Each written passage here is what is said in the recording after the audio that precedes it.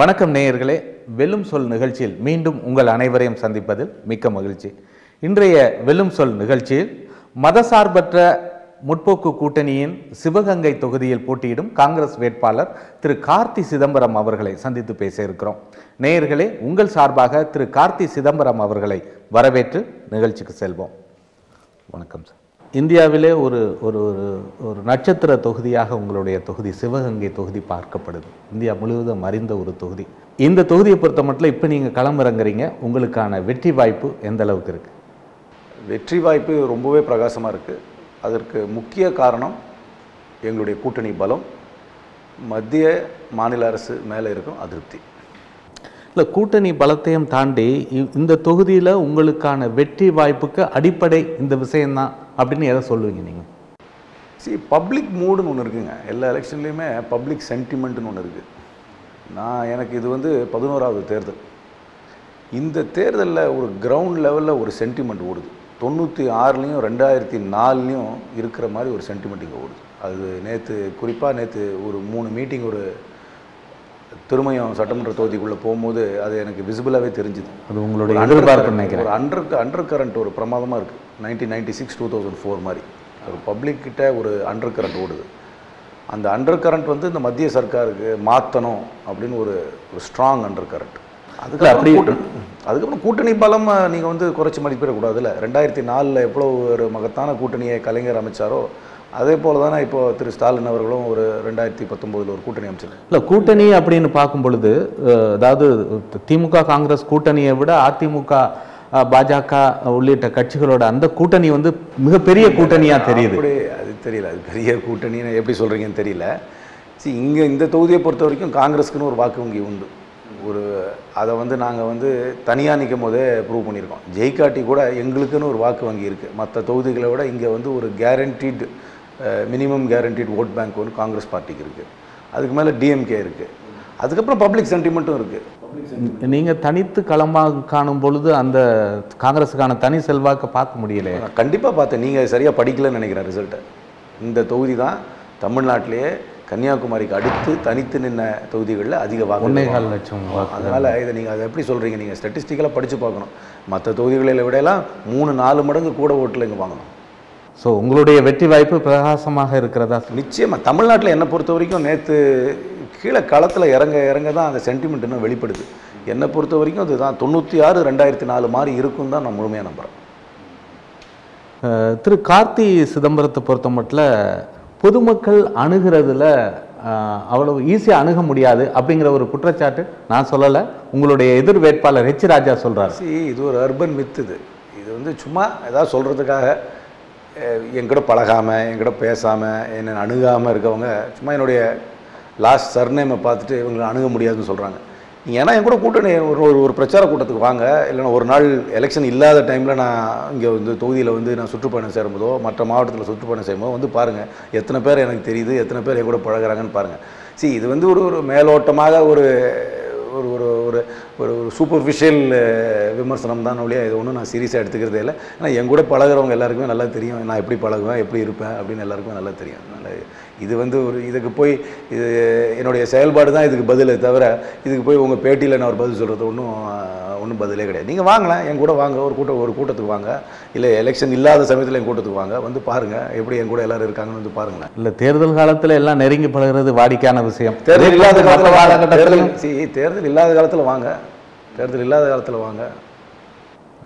So நீங்கள் மக்களோட பழகிறதுல மிக நெருக்கமாக பழகுவீங்க அப்படின்றீங்க.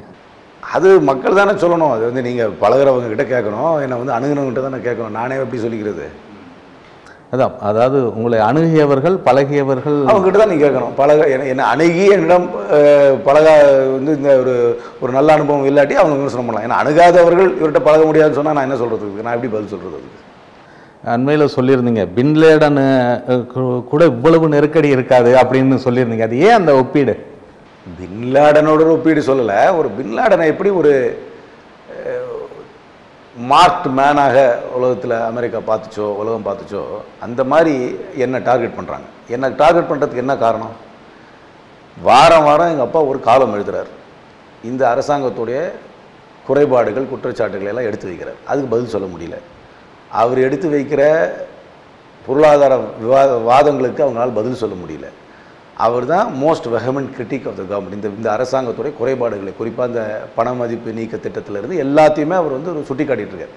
அதுக்கு பதில் சரிக்காமல் இருக்கிறதுனால டு சைலன்ஸ் ஹிஸ் வாய்ஸ், அவருடைய குரலை நிறுத்துவதற்காக அவரையும் என்னையும் டார்கெட் பண்ணுறாங்க. அதனால் இந்தியாவில் யாரை எந்த அளவுக்கு டார்கெட் பண்ணியிருக்காங்க, எல்லாத்தையும் டார்கெட் பண்ணிட்டாங்க. ஆனால் எல்லாருக்குமே தெரியும் எல்லாம் பொய் கேஸு. ஒரு கேஸ் கூட ஒரு கோர்ட்டுக்கோ ட்ரையலுக்கோ இன்னும் போகவே இல்லை, போகாது.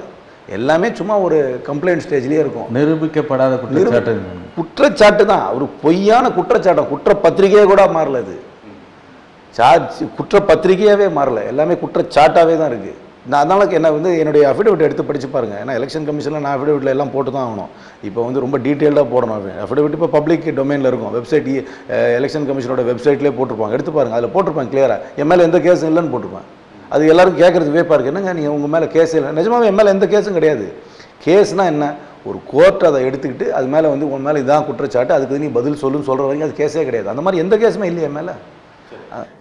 அதாவது ஒரு குற்ற பின்னணி உள்ளவர் அப்படின்னு உங்களை கட்டமைக்கிறாங்க. அதாவது எதிர்க்கட்சிகள் அது மாதிரியான குற்றச்சாட்டாக சொல்கிறாங்க.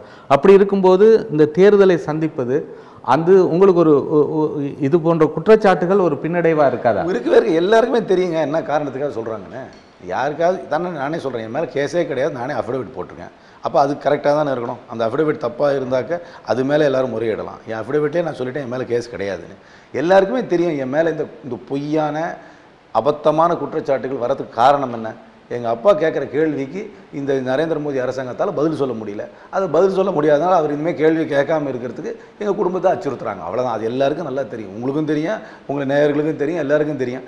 அதாவது ராகுல் காந்தி இப்போ ப. சிதம்பரம் அவர்கள் எந்த அளவுக்கு குற்றச்சாட்டுகளை முன்வைக்கிறாரோ அதே அளவுக்கான குற்றச்சாட்டுகளை ராகுல் காந்தி இவரை விட அதிகமாகவே சில குற்றச்சாட்டுகளை முன்வைக்கிறாங்க.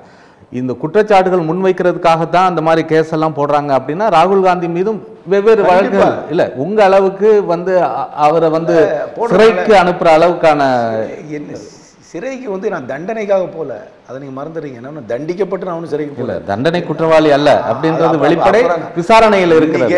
இன்னைக்கே யார் மேலேயாவது ஒரு எஃப்ஐஆர் போட்டு யார் மேலே வேணா விசாரணைக்கு கூட எடுத்துட்டு போகலாம். ராகுல் காந்தி மேலேயும் தான் பொய்யான ஒரு income tax case, National Herald case அன்னை சோனியா காந்தி மேலேயும் தானே போட்டிருக்காங்க. சும்மா அவங்களுடைய எதிர்கட்சிகளையெல்லாம் அச்சுறுத்துவதற்காக போடுறது தானே இது. ராகுல் காந்தி மேலேயும் தானே போட்டிருக்காங்க. ராகுல் காந்தியுடைய மாப்பிள்ளை மேலேயும் தானே அவரையும் விசாரணைக்கு கூப்பிட்டு அவரையும் தானே ஒரு நெருக்கடி கொடுக்குறாங்க. இதுக்கெல்லாம் என்ன, அவர் மேலே என்ன கேஸ் இருக்குது, அவர் மேலே என்ன குற்றச்சாட்டுன்னு கூட சரியாக விளக்க தெரியல. சும்மா விசாரணைக்காக கூப்பிட்டு டிவியில் கவுட்டு காமிச்சிட்ருக்காங்க, அவ்வளோதான். இதெல்லாம் வந்து ஒரு ஆப்டிக்ஸ், அவ்வளோதான், வேறு ஒன்றும் கிடையாது. இன்னும் இன் லீகல் டேர்ம்ஸ் இதெல்லாம் இன்னும் ஒரு எங்கேயுமே போய் நிற்காது. உங்களை வேட்பாளராக அதாவது எம்பியாக தேர்வு செய்யப்பட்டால் பல நேரங்கள் அவுட் ஆஃப் கவரேஜிலே இருப்பீங்க அப்படின்ற குற்றச்சாட்டை கூட சொன்னார் ஒருத்தர். அதான் நான் சொன்னேன், ஃபோனை ரீசார்ஜ் பண்ணி ஃபோன் பண்ணணும்னு சொன்னேன் அவர்கிட்ட. ஃபோனை ரீசார்ஜ் பண்ணி ஃபோன் பண்ணால் லைன் கிடைக்கும். இப்போது அதாவது இந்த தொகுதியை பொறுத்த மட்டும் கிட்டத்தட்ட ஒரு 35 ஆண்டுகளுக்கு மேலாக திரு ப. சிதம்பரம் அவர் சம்பந்தப்பட்டவர், அவர் குடும்பத்தை சார்ந்தே இந்த தொகுதியில் வந்து களமிறங்குறீங்க, வேட்பாளர்களாக களமிறீங்க. இத்தனை ஆண்டுகள் ஒரு குடும்பத்தை சேர்ந்தவர்கள், அவர் வழிவந்தவர்கள் இந்த களத்தில் இருக்கும்போது வேட்பாளர்களுக்கு அதாவது வாக்காளர்களுக்கு ஒரு அதிருப்தி ஏற்படாதா? இது ஒரு மேட்டர் ஆஃப் ஃபேக்ட் தான். அவங்க வந்து 35 ஆண்டுகளாக 84லேருந்து இன்னைக்கு வரைக்கும் தேர்தலில் எங்கள் 2 பேரில் யாராவது ஒருத்தர் எல்லா தேர்தலையும் நின்று இருக்கோம். அது மேட்டர் ஆஃப் ஃபேக்ட். இதை நான் ஒன்றும் மறுக்கலை. ஆனால் இதை நாங்கள் ஒன்றும் ஒரு திணிக்கப்பட்ட வேட்பாளரோ விரும்பத்தக்காத வேட்பாளரோ கிடையாது. அப்படி இருந்தாக்க அப்பா 7 தடவை ஜெயிச்சிருக்க முடியாது. அப்படி இருந்தால் என்னை வந்து ஒரு மனதாக கட்சி வந்து என்னை ஏற்றுக்கொண்டு ஒரு முறையும் நான் தேர்தலில் நிற்கும்போது என்னை ஏற்றுக்கொண்டிருக்காது. கூட்டணியே இல்லாத பொழுது கூட தயக்கமே இல்லாமல் நான் தேர்தலில் நின்று இருக்கேன். அதனால் இந்த முறை கூட ஏன்னா முழுமையாக கட்சி ஏற்றுக்கிட்டு தான் என்னை வேட்பாளராக்குறாங்க. இதில் வந்து எந்த விதமான யாருக்கும் ஒரு தயக்கமோ எதுவும் கிடையாது. அதே வேளையில் நீங்கள் ஒன்று தெரிஞ்சுக்கணும், நாங்கள் வந்து கண்டினியூஸாக ஒன்றும் இங்கே வந்து ஜெயிச்சுட்டு வரல. 2 தேர்தலில் தோற்றுருக்கோம். 99ல் அப்பா தோற்றுருக்காங்க, 2014 நான் தோற்றுருக்கேன். தோல்வி தோல்வியை வேட்பாளராக களமிறக்கப்பட்ட தோத்த காலத்தில் கூட தோத்த பின்னர் கூட இங்கே தொடர்பு வச்சுக்கிட்டு இருக்கோம். நாங்கள் வந்து மற்றவங்க மாதிரி எலெக்ஷன் தோத்துட்டா இங்கேருந்து போயிட்டு அதுக்கப்புறம் வராமலாம் கிடையாது. தொடர்பு வச்சுக்கிட்டே தான் இருக்கிறோம். அலுவலகம் இங்கே செயல்பட்டு கொண்டு தான் இருக்குது. நாங்கள் எப்பவுமே தொடர்பு வச்சுட்டு இருக்கிறோம். அதனால 7 ஆண்டுகள் பாராளுமன்றத்துக்கு அனுப்பி இந்த தொகுதி மக்களுக்கு சொல்லும்படியான சாதனை என்ன பண்ண ஒரு புக்லெட் வச்சிருக்கேன். அதை வந்து பேசணும்னா தனியாக ஒரு இன்டர்வியூ வைக்கணும். இல்லை, குறிப்பாக ஹைலைட்ஸான விஷயங்கள். ஃபர்ஸ்ட் BHEL அது இங்கே நீங்கள் இந்த ரோட் கனெக்டிவிட்டி பாருங்கள், இங்கே இன்றைக்கி வந்து சிவகங்கை தொகுதிக்கு எவ்வளோ பிரமாதமாக ரோட் கனெக்டிவிட்டி இருக்குன்னு பாருங்கள். நீங்கள் அந்த ரோட்டில் தான் வந்திருப்பீங்க. ஏர்போர்ட் 2 ஏர்போர்ட் கொண்டு பக்கத்தில் இருக்குது, பிரமாதமான கனெக்டிவிட்டி, மேஜர் இன்ஃப்ராஸ்ட்ரக்சர் சொல்கிறேன். அப்படி பார்த்தாக்க ஸ்பைசஸ் பார்க் அந்த மாதிரி தனியார் நிறுவனங்கள் நிறையா வந்திருக்கு. பிஹெச்சியில் ஒரு பெரிய நிறுவனம், ஆஸ்பத்திரி வந்திருக்கு. அப்படின்னா பட்டியலிட்டுட்டே போகலாம். 20,000 பேருக்கு 2009 வரைக்குமே 20,000 பேருக்கு ஸ்டூடெண்ட் லோனே கொடுத்துருக்குறாங்க. விவசாய கடன் இப்போ பெரிய அளவில் இங்கே கொடுக்கப்பட்டிருக்கு. எந்த ஒரு சென்ட்ரல் கவர்மெண்ட் ஸ்கீமாக இருந்தாலும் 2004 to 2014 பார்த்தீங்கன்னா சிவகங்கையில் தான் அது வந்து பிரமாதமாக நடந்திருக்கும். அதனால் 2 கேந்திர வித்யாலயம் இருக்குது. எந்த மாவட்டத்துலையுமே 2 கேந்திர வித்யாலயம் கிடையாது. ஆனால் இங்கே 2 கேந்திர வித்யாலயம் இருக்குது. அந்த மாதிரி நான் அடுக்கு சொல்லிகிட்டே போகலாம். பட் அதுக்கு இன்னும் உங்கள் டிவி நேயர்களுக்கு போர் அடிச்சு போடும். அதெல்லாம் நான் சொன்னேன்னா ஒரு இதில் கூட குறிப்பிட்டிருந்தீங்க, இந்த மகனாக திரு ப. சிதம்பரம் அவர்களுக்கு மகனாக பிறந்தது குற்றமா அப்படின்னு கேட்டிருந்தீங்க. அதுக்கு திரு ஹெச் ராஜா ஒரு பதிலை சொல்லியிருந்தார். மகனாக பிறந்தது குற்றமில்லை, தந்தையின் அதிகாரத்தை பயன்படுத்தி துஷ்பிரயோகம் செய்து குற்ற நடவடிக்கைகளில் ஈடுபட்டது தான் குற்றம் அப்படின்ற மாதிரி அவர் ஒரு பரப்புரையில் இருக்கார். அவரை பற்றி எனக்கு ஒன்றுமே தெரியாதுங்க. அவரை நேரில் கூட நான் பார்த்ததில்லை. எனக்கு ஒன்றுமே தெரியாது அவரை பற்றி எதுவும் ஒன்றுமே தெரியாதுங்க அவரை பற்றி. இல்லை, எப்படி உங்களுடைய நேரடி போட்டியாளர் இத்தனை ஆண்டுகாலம் அவர் பாஜகவில் ஒரு தேசிய செயலாளராக இருக்கார், அவரை பற்றி தெரியாதுன்னு எனக்கு ரொம்ப தெரியாது அவரை பற்றி. நான் பார்த்ததில்லை, எனக்கு ஒன்றும் தெரியாது அவரை பற்றி. சில பேரை காரணத்துக்காக அதெல்லாம் அவர் மறக்கணும்னு நினைக்கிறீங்களா, இல்லை அது அவர் நினைவுபடுத்த வேண்டாம்னு நினைக்கிறீங்களா? எனக்கு நிஜமாகவே ஒன்றுமே தெரியாது அவரை பற்றி. நான் சந்திச்சதில்லை, பார்த்ததில்லை. அதனால் எனக்கு ஒன்றும் தெரியாது. ஏதோ லேசாக ஊடகங்களில் வர செய்தியை தான் தெரியுமில்லை. எனக்கு ஒன்றும் டீப்பாக ஒன்றும் தெரியாது. அவரை பற்றி தெரியலன்னா அவருக்கு எதிரான குற்றச்சாட்டுகளை முன்வைக்க முடியாதே சார்? இல்லை சார், நாங்கள் ஒன்றும் யார் மேலேயும் குற்றச்சாட்டு வச்சு இந்த எலெக்ஷன் ஜெயிக்கணும்னு அவசியமே கிடையாது. இங்கே குற்றச்சாட்டு வைக்கணும்னா பாஜக அரசாங்கத்து மீது குற்றச்சாட்டு, மாநில அரசாங்கத்து மீது குற்றச்சாட்டு, எங்களுடைய சாதனைகள், என்னுடைய அணுகுமுறை, எங்களுடைய கட்சி பலம், எங்களுடைய கூட்டணி பலம், இதுவே போதும். ஸோ ஹெச் ராஜாவை பொறுத்த மட்டும் உங்களுக்கு ஒரு பொருட்டே அல்ல. நாங்கள் வந்து எங்களுடைய குறிக்கோள் இந்த தேர்தலில் மத்தியில் ஒரு ஆட்சி மாற்றம் வர வேண்டும். இந்த இடைத்தேர்தல் மூலமாக தமிழகத்தில் ஒரு ஆட்சி மாற்றம் வர வேண்டும். எங்கள் கூட்டணியுடைய வாக்குகள், பொதுமக்களுடைய வாக்குகள், எங்களுடைய அணுகுமுறை இதுவே எங்களுக்கு போதும். வேறு எந்த விதமான பிரச்சாரமோ எந்த விதமான திசை திருப்பும் சிந்தனையோ எங்களுக்கு தேவையே கிடையாது. சரி, இது மத்தியில் மீண்டும் ஆட்சிக்கு வரணும் அப்படின்னு சொல்கிறீங்க. அண்மையில் வர கருத்து கணிப்புகள் எல்லாமே வந்து பாரதிய ஜனதா கட்சி மீண்டும் ஆட்சி அதிகாரத்துக்கு வரும் அப்படின்ற ஒரு கருத்தை வெளிப்படுத்துது. கருத்து கணிப்பு தான் ரிசல்ட்னா எதுக்கு எலெக்ஷன் நடத்தணும்? கருத்து கணிப்பை வச்சே எலெக்ஷன் கமிஷன் ஒரு ரிசல்ட் அறிவிச்சு பல நேரங்களில் கருத்து கணிப்பு இந்தியாவில் track record of opinion poll வந்து குவைட் புவர் தான். இந்தியாவில் வந்து அதுக்கு ஒரு தனி ப்ரோக்ராம் நடத்தணும். நீங்கள் நிபுணர்களை கூப்பிட்டு என்னென்ன கருத்து கணிப்பு யார் யார் எந்த காலத்தில் சொன்னாங்க, ஆக்சுவல் ரிசல்ட் எப்படி இருந்ததுனால கருத்து கணிப்பு ஒரு இண்டிகேட்டராக இருக்கலாம். அதுக்கு சாம்பிள் சைஸை பார்க்கணும், சாம்பிளிங் மாடல் பார்க்கணும். அது பெரிய சயின்ஸ். அது சயின்ஸை ஒரு ஆர்ட். அதனால் அதை நான் ஒன்றும் சீரியஸாக எடுத்துக்க. எலெக்ஷன் நான் வந்து குறிக்கோள் ஒன்று தான். நான் அகில உலக அரசியல் இப்போ பார்க்குற நேரம் இல்லை எனக்கு. மாநில அரசை கூட பார்க்குறதுனே என்னுடைய குறிக்கோள், என்னுடைய கட்சி, என்னுடைய கூட்டணி என்னை வேட்பாளராக இங்கே நிறுத்தியிருக்கு. என்னுடைய கடமை சிவகங்கை தொகுதியை எங்கள் கூட்டணிக்கு வெற்றி தேடி தருவதுதான் என்னுடைய கடமை. அந்த கருத்து கணிப்புகள் பொய்க்கும் அப்படின்றீங்க. அதே கருத்து கணிப்பு தான் தமிழகத்தில் வந்து உங்களுடைய கூட்டணி 34 இடங்களுக்கு மேலே வெற்றி பெறும். அதே நான் ஏற்றுக்கல. நான் 40 சொல்கிறேன். அப்போ எதுக்கு அந்த கருத்து கணிப்பு எதுக்கு போவானே? எதுக்கு இந்த கருத்து கணிப்பு அதிகம் ஆசைப்படுறீங்களோ? ஆசைப்படலைங்க. 2006 நான் தான் சொன்னேன். இது வந்து சென்டிமெண்ட் வந்து 1996 2004 மாதிரி இருக்குன்னு சொல்கிறேன். 40 வந்துச்சு. ஸோ 40க்கு 40 அது என்ன சார்? எல்லா கட்சிகளுமே 40க்கு 40 தானே இருக்குது. 41க்கு 40ன்னு சொல்கிற கட்சி இருக்கு. எல்லாருமே அத்தனை தொகுதியும் தாங்க கைப்பற்றுவோம். அது ஒரு அதீத நம்பிக்கையில் இருக்காங்க. ஆனால் நாங்கள் செஞ்சுருக்கோமே.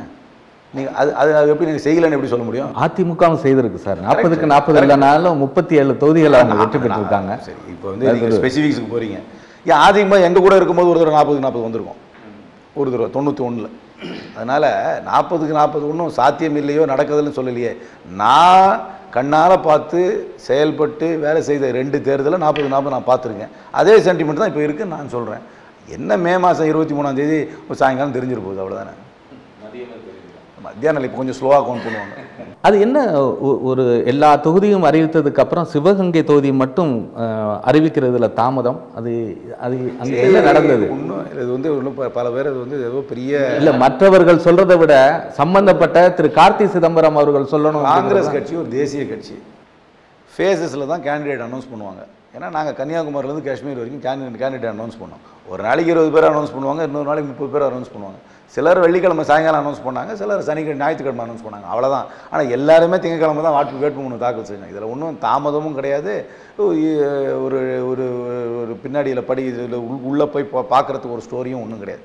ஒருத்தர் ஒரு ஃபேஸில் வந்தாங்க, அடுத்த ஃபேஸில் இந்த தொகுதியை அறிவிச்சாங்க, அவ்வளோதான். திரு சுதர்சனன் ஆட்சேபனின் வாய்ப்பை கார்த்தி சிதம்பரம் தட்டி பறிச்சார் அப்படின்னு சொல்கிறாங்க. அது அவர் வந்து எனக்கு முழு ஆதரவு கொடுத்துட்டு போயிட்டாரு செவ்வாய்க்கிழமை வந்து என்ன பார்த்து. ஆனால் கடுமையான விமர்சனம் முன்வைத்தார். அதுக்கு முதல்ல அதையும் நான் கவனிக்கவே இல்லையா? நான் அதையும் கவனிக்கவே இல்லை நான்.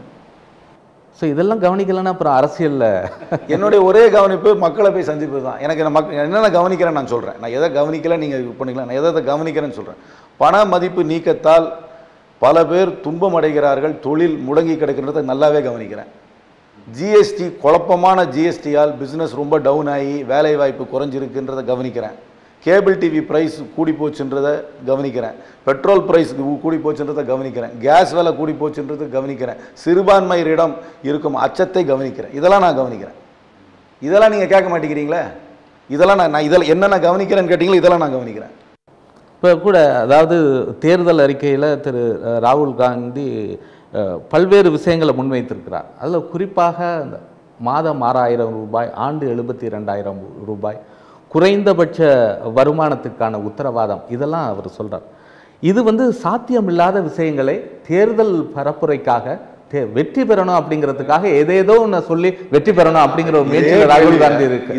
இந்த கேள்வியை ஒருத்தர் 15 லட்ச ரூபா உங்கள் அக்கௌண்ட்டில் போடுறாருன்னு சொன்னீங்கல்ல, அவர்கிட்ட போய் இதே மாதிரி ஒரு கேள்வி கேட்டு அவரும் போடலை, நீங்களும் போட மாட்டீங்கன்னு சொல்கிறாங்க.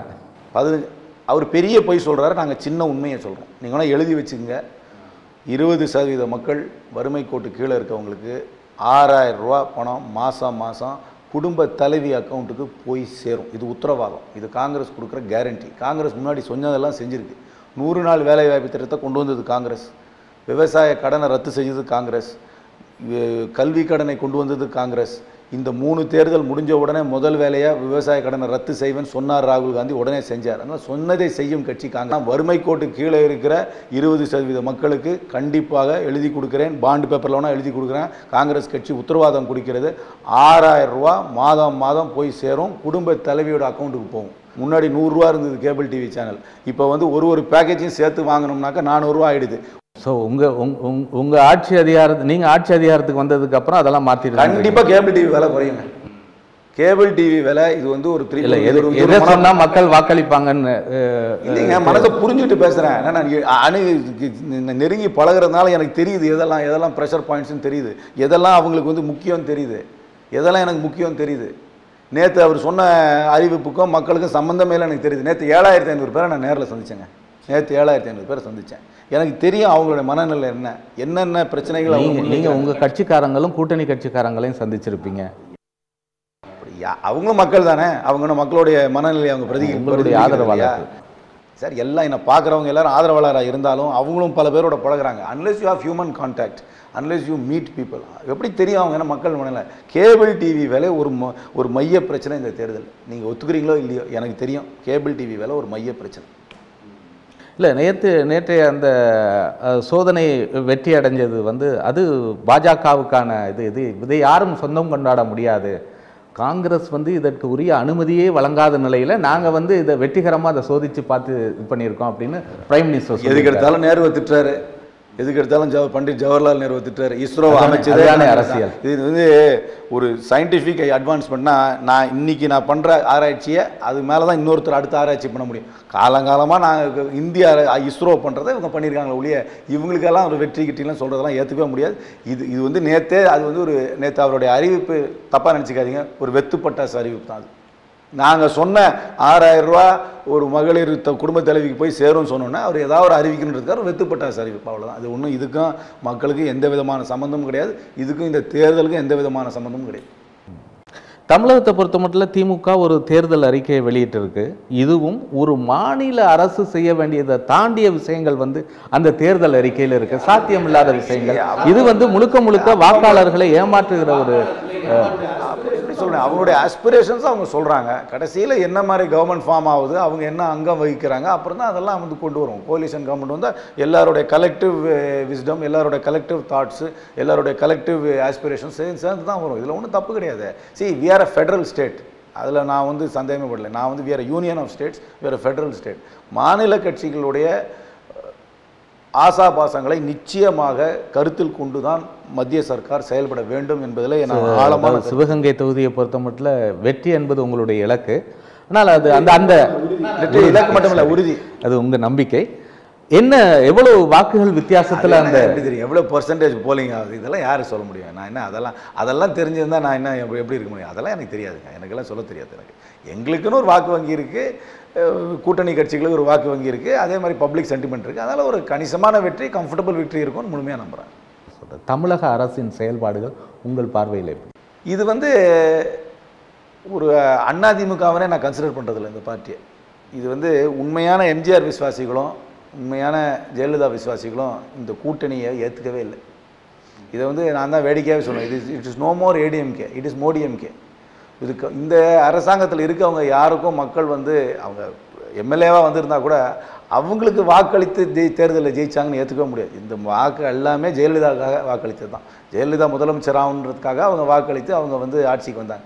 இவங்களுக்கு யாருக்குமே மேண்டேட் கிடையாது. இவங்க நியாயமாக சட்டசபையை எனக்கு தெரிஞ்ச வரைக்கும் செல்வி ஜெயலலிதா இறந்த பின்னரே அதை வந்து கலைச்சி தேர்தலை சந்திச்சிருக்கணும். இப்போ அந்த 18 தேர்தல் வந்து ஒரு மினி ஜெனரல் எலெக்ஷன் மாதிரி தான். இந்த 18 தொகுதிகள்லையும் திமுக ஜெயிச்சுன்னா ஒரு ஆட்சி மாற்றம் வந்துடும். எனக்கு தெரிஞ்சு இந்த அரசாங்கத்துக்கு வந்து ஒரு ஒரிஜினாலிட்டியும் கிடையாது, கிரெடிபிலிட்டியும் கிடையாது. இது ஒரு totally puppet of the BJP government, அவ்வளோதான். உங்களுடைய நேரடி போட்டியாளராக நீங்கள் யாரை பார்க்குறீங்க? யாரையுமே பார்க்கலைங்க. கண்ணு கட்டிய தொலைவில் யாரும் பெரிய போட்டியாளர் இல்லைன்னு நினைக்கிறீங்களா? நான் என்னோட ஒரே முயற்சி எங்கள் மக்களை போய் சந்திக்கிறது, அவர் கொடுக்கும் ஆதரவு எங்களை வாக்குகளாக மாற வைக்கிறது தான். அது நல்லா வரும், அதுவே போதும். வேறு எந்த கவலையும் எனக்கு சிந்தனையும் கிடையாது. ரொம்ப நன்றி சார். பரபரப்பான சூழ்நிலை, நிறைய தேர்தல் பணியிலும் கூட இந்த நேர்காணலுக்காக நேரம் ஒதுக்கி எங்களோட பல்வேறு கேள்விகளுக்கு பதிலளிச்சிருக்கீங்க. செட்டிநாடு பகுதிக்கு வந்திருக்கிறீங்க. உங்கள் நேயர்கள் யாராக இருந்தாலும் தயவுசெய்து எங்கள் ஊருக்கு வாங்க. எங்கள் ஊரில் நிறைய கோயில் இருக்குது, நல்ல உணவு இருக்குது, நிறைய பார்க்குறதுக்கு நிறையா இருக்குது. எங்கள் ஊருக்கு தயவுசெய்து சுற்றுலாவுக்கு செல்லும் பொழுது மற்ற பகுதிகளுக்கு சென்றிருக்கலாம், எங்கள் பகுதிக்கு தயவுசெய்து வாங்க.